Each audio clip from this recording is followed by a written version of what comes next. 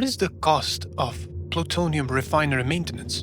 As per local authorities, it was just too expensive. What if there was an accident in the city that never existed? This is the story about the first ever recorded nuclear accident, the Kyshtym disaster.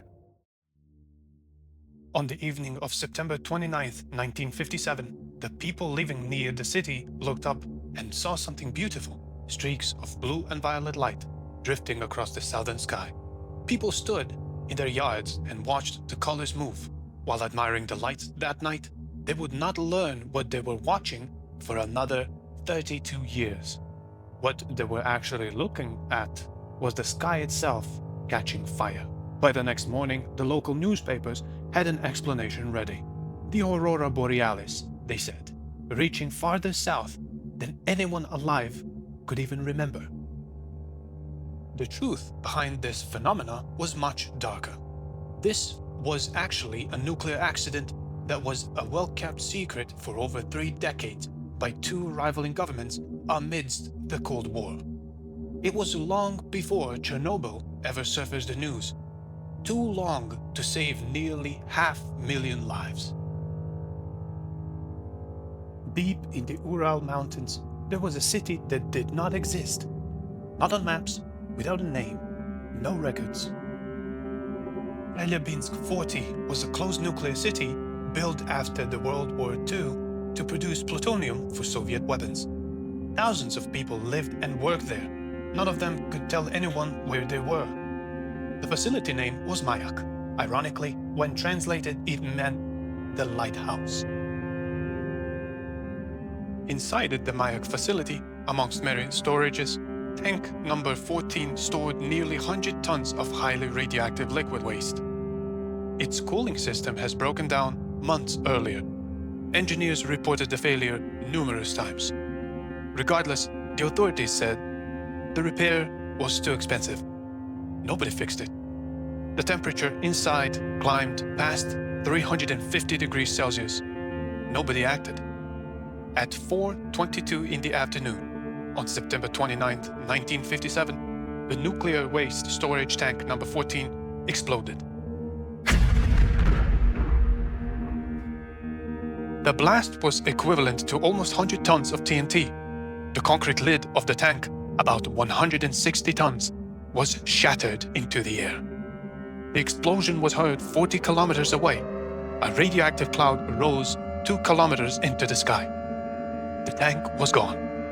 The waste was airborne, and within hours, the cloud has spread over 23,000 square kilometers.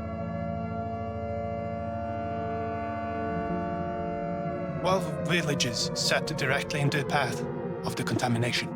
Nobody told the residents. For over 10 days, people lived, worked, and let their children play outside in the radioactive soil. Finally, on October 6th, 7 days after the disaster, an evacuation of approximately 10,000 people began. When the evacuation started, soldiers arrived without warning and ordered people to leave immediately. They were told nothing about why. Thousands of soldiers and workers were sent into the contaminated zone to decontaminate roads, buildings, and farmlands. They scraped soil by hand, simple tools, and very few available machines at that time. They washed walls with no protective equipment. Most were never told what they were cleaning up. Many became sick within months. An estimated 470,000 people were exposed to significant radiation across the contaminated zone. Entire villages were demolished and buried. Farmlands were stripped and abandoned. All medical records related to the accident were classified. Doctors were ordered not to list radiation as the cause of death. The Soviet Union classified the Kyshtym disaster completely. It appeared in no official records. Citizens near the zone were given no explanation for the evacuations that followed, the deaths, or the illness spreading through the communities. The accident was not officially acknowledged until 1989. In 1976, Soviet nuclear scientist Georgy Medvedev published details of the disaster from exile in London. The Soviet government called him mentally ill. Western governments dismantled his account.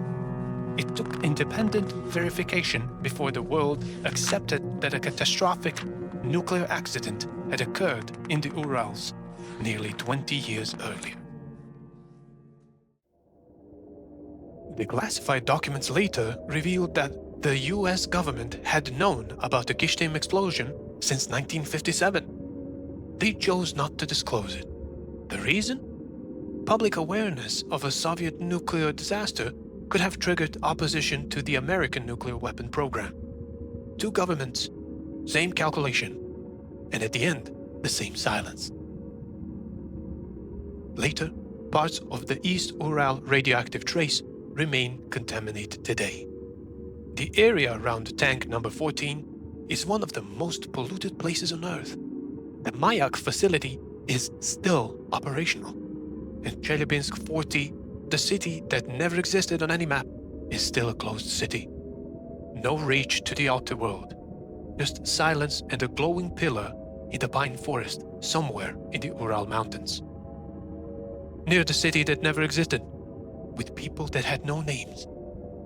Hidden, still there, still working.